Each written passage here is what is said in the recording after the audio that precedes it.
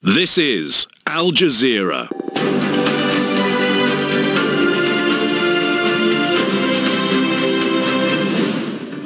Hello, I'm Mariam Namazi. You're watching the NewsHour live from London. Coming up, a commander-in-chief under fire. President Trump faces scrutiny over his opinions on America's war debt.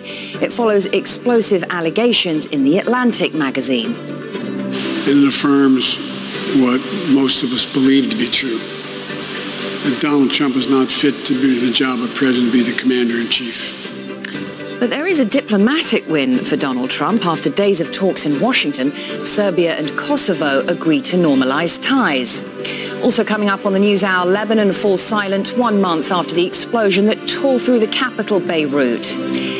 And the Philippines considers raising the age of consent from 12 to 16. We meet the activist behind the nation's fight for women's rights. In sport, Lionel Messi is to remain a Barcelona player. Messi says he's changed his mind about wanting to leave to avoid a legal dispute with the club.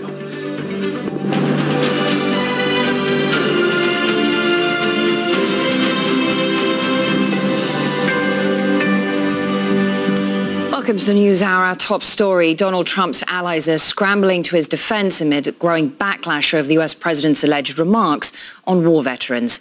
Suckers and losers are amongst the terms the president has called America's war debt, according to an article in The Atlantic magazine.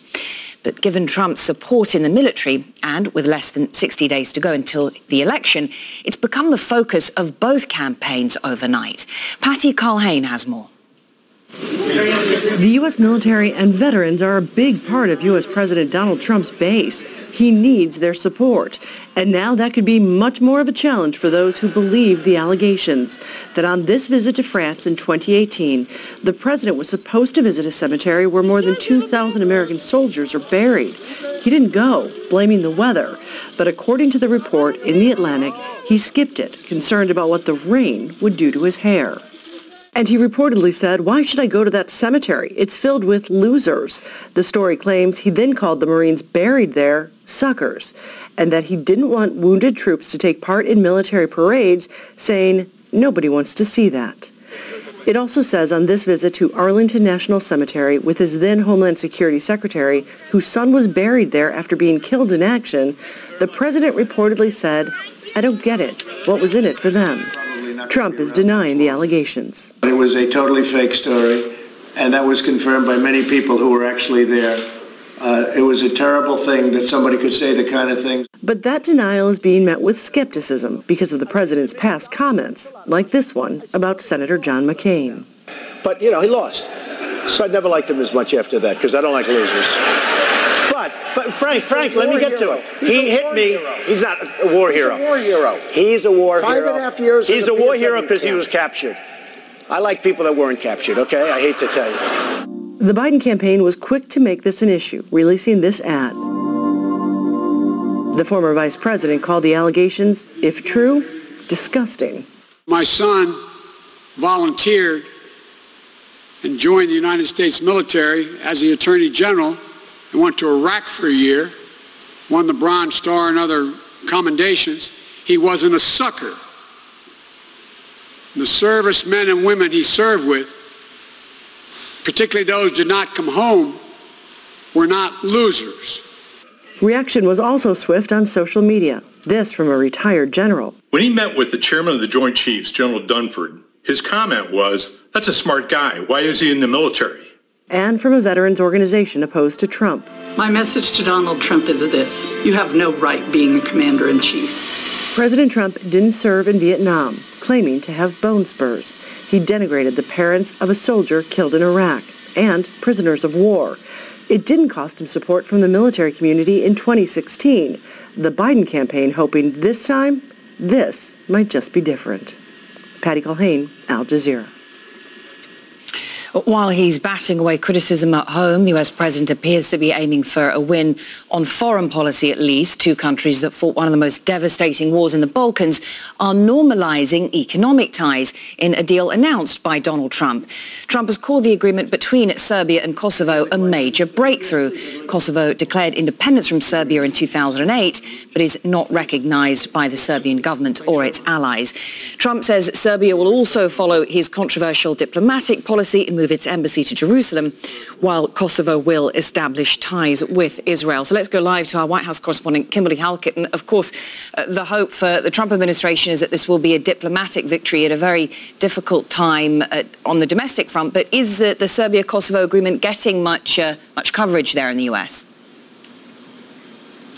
It's not getting a lot of coverage. Truthfully, the story that Patty Culhane reported on just a few moments ago is the one that is getting most of the play domestically. What I can tell you is that, particularly when it comes to young people, they don't remember the conflict.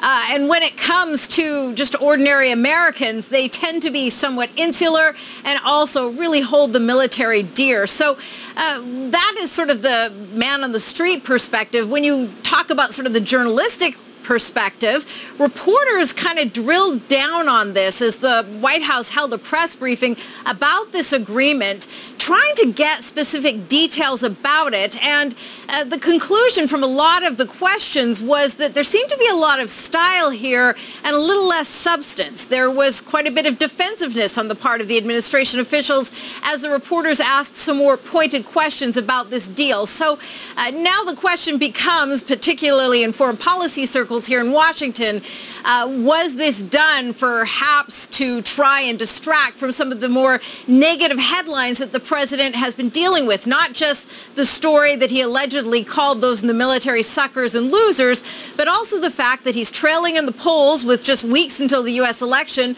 behind his Democratic rival Joe Biden, and also the fact that when it comes to COVID-19, infections are still rising and there's still roughly 30 million Americans that are out of work. So there's no question the president looking for a diplomatic win. Whether or not he scored it domestically, it's not clear. And of course, President Trump is continuing to deny these reports about the language he's used when referring to U.S. servicemen. How are his aides trying to stem the fallout? What kind of damage control are we getting from the White House? Well, the White House has, for almost 24 hours now, been hammering away, bringing forward testimonies of various members of former administration officials, members of the military who say the president either didn't say this or would never say this. The problem is that we've now had confirmation from one of the reporters on the Fox News network that leans conservative, that has been a very strong supporter of the president in terms of its editorial perspective. And their source is now saying that these allegations against the president are in fact true. Now, the president will have an opportunity to refute this. He's about to hold a press briefing in the White House in the next hour, and we're watching that carefully to see what he might say.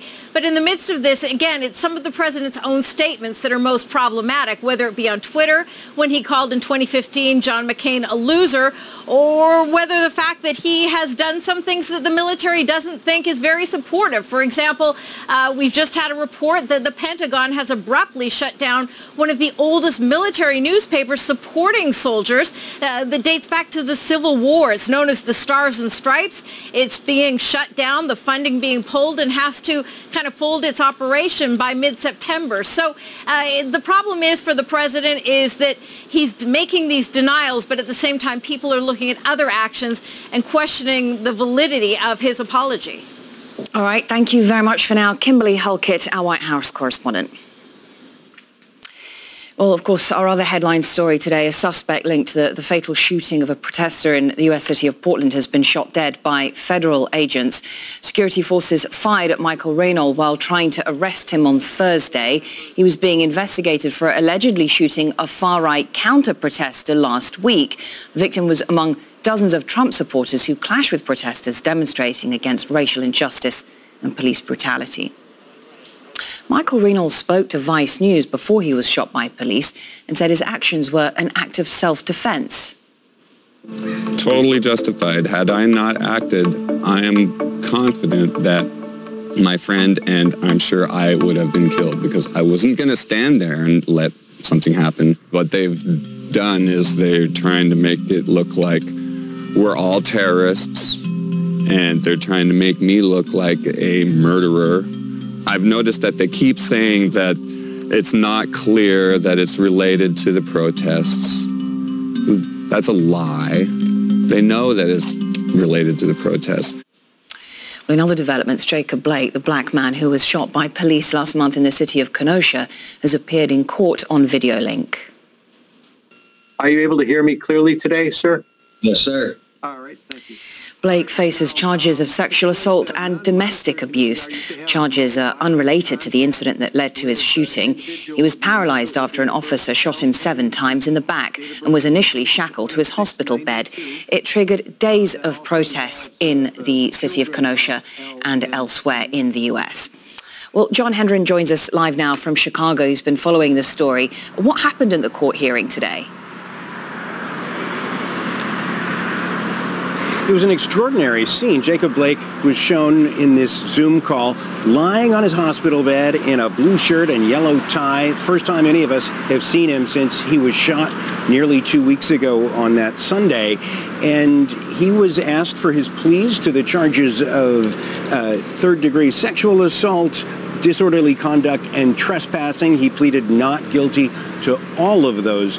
Now, those charges weren't directly linked to his shooting, but apparently when police encountered him on the street in Kenosha, they at some point discovered that he had a warrant out for him, that his girlfriend had made these accusations against him, and they tried to take him into custody. According to the police story, they tried to tase him twice, then chased him to his van in that video that we've all seen, and shot him 7 times in the back.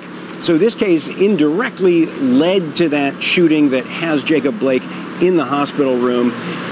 He is out on $10,000 bond in theory, but of course he's still in that hospital room. It was held remotely online for 2 reasons. 1, because of the COVID-19 crisis. 2, because he is paralyzed, just got out of the intensive care unit, and is unable to really get around.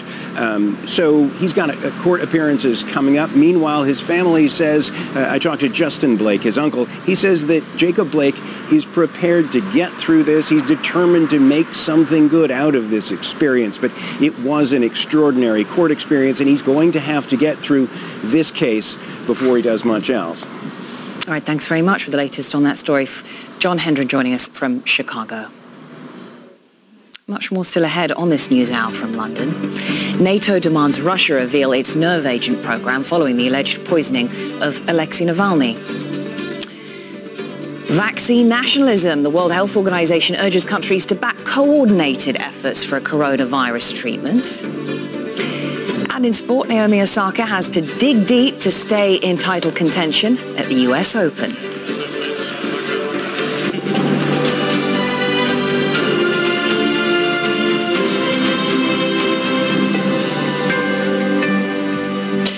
Now, Lebanon has fallen silent to mark the moment exactly a month ago when a catastrophic explosion tore through the capital, Beirut. It was caused by nearly 3,000 tons of ammonium nitrate, which caught fire and blew up after being improperly stored for years. Official figures say 191 people died, 6 are still missing, but that toll could be even higher with many undocumented refugees living in Lebanon. At least 6,500 people were injured, many of them permanently disabled, and 300,000 people have lost their homes. Some remain in structures deemed unsafe because they have nowhere else to go. Al Jazeera's Zaina Khodr has more on this now. The 191 victims of the devastating explosion that tore through the Lebanese capital were remembered 1 month on. A vigil was held outside the port, where nearly 3,000 tons of ammonium nitrate unsafely stored in a warehouse ignited one of the largest non-nuclear explosions in history. 1 minute of silence was observed at the exact time of the explosion, 6:08 p.m. It was a moment many still vividly remember. Sorry, I got emotional. It took me back for a month ago. I keep seeing the victims of this blast. I keep seeing all the house is destroyed. And till now, we don't have really a responsible of all that. And this is really frustrating. Port and customs employees have been arrested, but many Lebanese believe senior officials as high up as the president should be the ones to be held accountable. They were aware of the highly explosive material and did nothing about it. Today is about justice. Rawan, she's 20 years old. She works at a restaurant. She literally worked every single day in order to sustain her parents financially, and they took her life.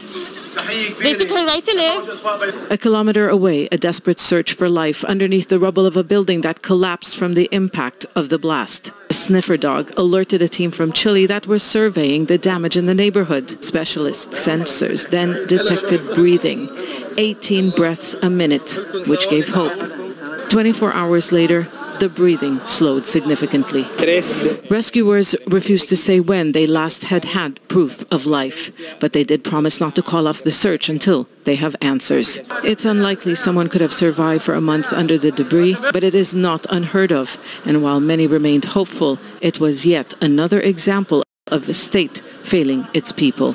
A month later, we're still digging out bodies. Why did it take so long? This is another commemorative moment where we have to pay attention to how the situation was dealt with. It was dealt in a very haphazardly manner, non-professional manner, and honestly, I hate to say this, with absolutely no conscience and no feelings and no humanity. There was already much outrage over how the authorities handled the crisis since the port explosion. They have been absent in the rescue, relief, recovery, and rebuilding efforts. It's volunteers, local and international NGOs who have taken the lead. And yet again, it is them on the front lines of Lebanon's latest calamity. Many wonder if it was false hope or whether there was a real chance to find life amid all the darkness. Sana Khudr, Al Jazeera, Beirut. NATO is saying military-level talks are underway between Greece and Turkey in an effort to de-escalate their territorial dispute playing out in the eastern Mediterranean. This despite denials from the Greek side. Both nations have held large-scale air and sea exercises in the region in recent weeks, and NATO is concerned about the military build-up. Greece is unhappy Turkish research ships are prospecting the seabed for oil and gas in a sea area claimed by both nations. Well, now to political developments in Belarus. The opposition leader Svetlana Tikhanovskaya is calling on the United Nations to condemn the government's violent crackdown on protesters. They accuse President Alexander Lukashenko of rigging his election victory last month. Al Jazeera's Bernard Smith reports on the story now from Vilnius in neighbouring Lithuania. Svetlana Tikhanovskaya believes that by now she should have been sworn in as the new president of Belarus. Instead, she's exiled in neighbouring Lithuania. Via video link, she asked an informal meeting of the UN Security Council for help. Today, my country, Belarus, is in turmoil. Peaceful protesters are being illegally detained, beaten, and imprisoned. In the Belarus capital Minsk, her opposition colleague Maria Kolesnikova and others have formed a new political party. Tikhanovskaya hadn't been told in advance, but all sides insist any misunderstandings have been ironed out. We are more united than ever under Svetlana's coordination council. We want political prisoners freed, we want an investigation into the killings of peaceful protesters, and we want new, fair and transparent elections. We all voted for Svetlana. Our choice was stolen and we're not going to leave it like that. Speaking to Al Jazeera at the new Vilnius headquarters of her coordination council, Tikhanovskaya acknowledged the challenges of not being in Belarus. It's difficult for both of us because I'm here. It's safer for me to be here, but it's more difficult to, morally to be here because I understand that I should be there with my people. And it's difficult for her as well because she is under pressure all the time. She is in danger all the time, as any person in Belarus now. Also on Friday, police arrested students at the Minsk State Linguistics Institute who'd ignored calls from their administration to stop protests. There have been demonstrations across Belarus since the August 9th election, which President Alexander Lukashenko said he'd won with 80% of the vote. Many Belarusians and major Western powers say the vote was rigged. Alexander Lukashenko says Lithuania and other neighbouring countries are behind the protests, and he says NATO is building up its troops along the Belarus borders. US troops and tanks have started arriving here, but the Lithuanian government says they're for exercises planned long before the elections next door. Bernard Smith, Al Jazeera, Vilnius. The World Health Organization has again urged countries to join forces to tackle the coronavirus, saying vaccine nationalism would only slow the response to the pandemic. The organization is leading a global vaccine allocation plan known as COVAX, aimed at helping to buy and distribute vaccination shots fairly. But some countries that have secured their own supplies through bilateral deals, including the United States, have said they won't be taking part. Well, the WHO has also said that it would never endorse a vaccine until it has been proven safe. It's been revealed that people who received Russia's coronavirus vaccine in early trials have developed antibodies with no serious side effects. That's according to a study published in The Lancet, one of the world's leading medical journals. But the reporters also warn that the trial is too small to prove that vaccine is safe and effective. In August, Russia became the first country in the world to authorize a coronavirus vaccine before large-scale trials were completed. Well, Dr. Maria Yelena Botazzi is the Associate Dean at the National School of Tropical Medicine, joins me now over Skype from Houston, Texas. So patients have developed antibodies without any major side effects from this Russian vaccine. Does that give you some reason for optimism? Sure, absolutely. I think the good news, as you mentioned, the study has now been published in The Lancet, which is a great thing. It gives a good service to all the scientists, the great scientists that are actually doing all this hard work. I think, it's very interesting that it indeed is giving an indication similar to other vaccines that, their adenoviral platform seems to be safe and certainly inducing neutralizing antibodies as well as certainly antibodies. I think it's very unique, their technique, because they're using a combination of almost kind of like two vaccines in one. They're doing a prime boost approach, they call, which uses two different adenoviral platforms, which is kind of unique. And I think it's an interesting approach that they are advancing. And what do you make of the fact that the information was published in The Lancet? Is that does that provide some kind of validation or seal of approval on Russia's efforts? What concerns do you still have? Well, I think that, of course, data that you have the ability of reading and reviewing that has been peer-reviewed and evaluated by others that have the expertise to review. It's a great indication that indeed they're transparent with the data and the evidence that they're compiling. I think the concern, as we have been hearing around with other trials, is that for you to really be able to register and use widely the vaccines, you do have to go through the very large phase 3 clinical trials. And for those, I believe, not only Russia, but many others have already started doing these large clinical trials. And so I think we need to just have a little bit more patience to really categorize any of these vaccines to be widely used. Why is the current information, or at least the current testing in these early trials, not enough to be able to roll out a wide-scale immunization program? Well, remember, when you do the initial studies, you're talking, not even thousands, right? So it's just early, indications in a small number of people, normally with a very experimental design of only a selected type of individuals, most likely healthy, of a given age range. So when you're starting to then expand into these large phase 3 trials is when you get the opportunity of identifying if there are any potential safety concerns, but also you're expanding the schedules, the doses, the age of the population, the demographics of the population. The crucial part of that phase 3 testing, where you scale up the proportion of testing, is that you get genetic ethnic, gender diversity so that you can confirm the safety of this vaccine?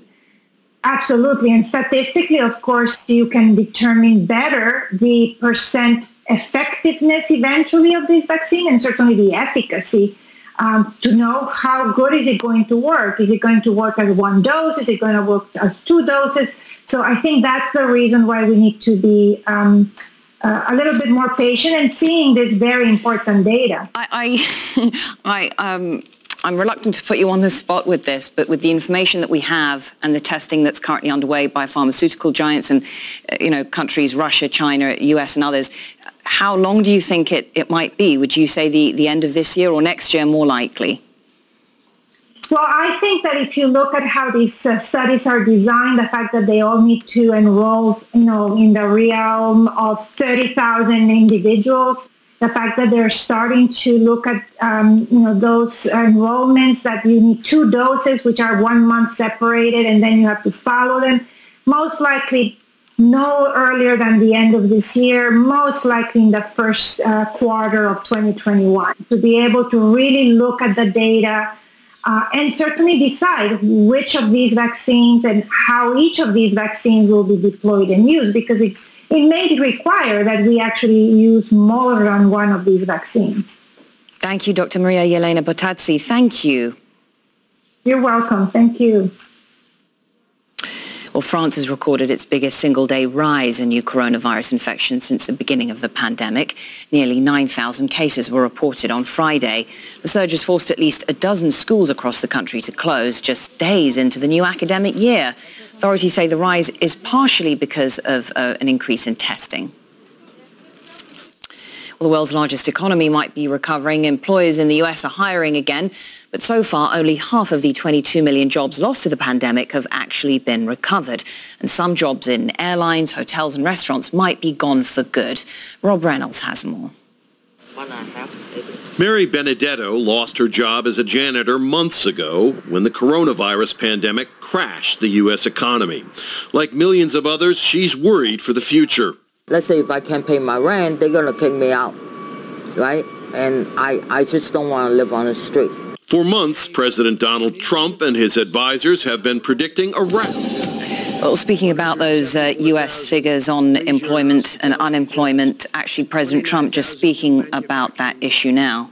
So I'm going to ask Larry to come up. I want to thank another man for being here today. There's a man that's an incredible leader, Lou Holtz. I've known him for a long time. He's been a friend of mine, and I think I've received letters from every football coach almost in the nation. Now, that's a little exaggeration, but some of the greats. Nick Saban wrote a letter. Coach O, and Coach O is central casting. I said, we're going to have to put him in a movie, right, as a football coach. He'd really be good playing a football coach like you. And Urban Meyer wrote a beautiful letter, and so many of the other great legendary coaches, not only coaches, though, people in sports and people in life, and even... So we've been listening to U.S. President Donald Trump here, obviously speaking, touching on a number of different issues, but no particular issue in any depth. He spoke about immigration. U.S. economic figures just released today. The prospect of a coronavirus vaccine, he's still optimistic that one can be found before the end of the year. I think he mentioned October in his remarks there. And then, of course, law and order, spoke about recent protests and violence. And, of course, that is a key issue for President Trump in the upcoming election in November as he really tries to play up his support for law enforcement and portray protesters and demonstrators as being anti-American in a bid to try and win over those swing voters. So let's go live to our White House correspondent, Kimberly Halkett, who's obviously listening to all of this. And I suppose, Kimberly, conspicuous in its absence was any remark or even denial of the report on the president's alleged denigrating comments about U.S. servicemen and women. Yeah, that was the glaring absence, given that is what is leading newscasts in this country right now. The president scored a bit of a diplomatic win today, he says, with regard to an agreement was signed involving Serbia, Kosovo. No one's talking about that. The president has not really brought that up, and he also isn't talking about this, what his rival, Joe Biden, has said needs to be an apology. The president needs to apologize for calling service members suckers and losers for enlisting or serving in the U.S. military. At least that's what an Atlantic article has alleged. And this White House, for 24 hours almost, has been spinning and deflecting this story. But the problem is for the president is that it has now been corroborated, at least through sources from the Fox network. This is a network that leans conservative traditionally and has been very supportive of the president in its editorial perspective. So the fact that their sources are now confirming that these statements made by the president that he denies disparaging service members is certainly going to be a problem for the president. So we're watching carefully. He's now got his economic advisor up speaking at the podium, whether or not the president will take questions, because it's really the only question that anyone in the press corps wants to ask right now. Just very quickly, in terms of some of the points the president made, touting this as being one of the swiftest economic recoveries, it's important for our viewers to know that in the United States, there is a swift recovery if you're in the top income brackets. But if you are working class American, communities of color, they have not seen that same level of recovery. So it's being known as a K-shaped recovery. Some are going up, others are going down. Many of these job losses have become permanent. And then one other point, that there is a little bit of news in there. The U.S. president suggesting when it comes to COVID relief, not as a big a package this time around as we saw back in March and even April.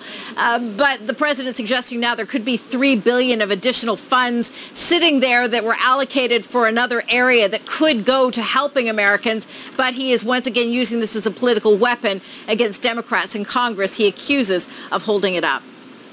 All right. Thank you very much, Kimberly Halkett, following developments there at the White House. Thank you, Kimberly.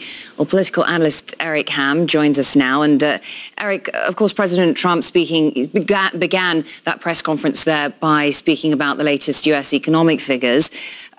This jobs report is a good one, to be fair. I mean, unemployment rate down to 8.4%, so below the peak of the Great Recession.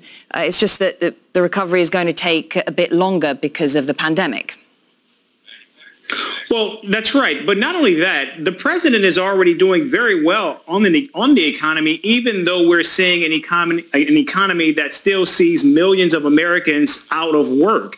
And he leads Joe Biden by double digits on this area. Unfortunately, it isn't doing anything to help him close the gap in those all-important swing states right now. So while the president is touting these numbers, Kimberly is right. The major focus right now, and the only thing people want to talk about, is what is the president's response to these comments that were made in the Atlantic about the comments that he made about dead soldiers, U.S. soldiers. And so I think that is going to just be another issue that will see Joe Biden potentially do very well with a key demographic that the president needs in this reelection effort. We already knew about the president's animosity towards the late Senator John McCain. He has made remarks before of this nature. Why is it going to be different this time round?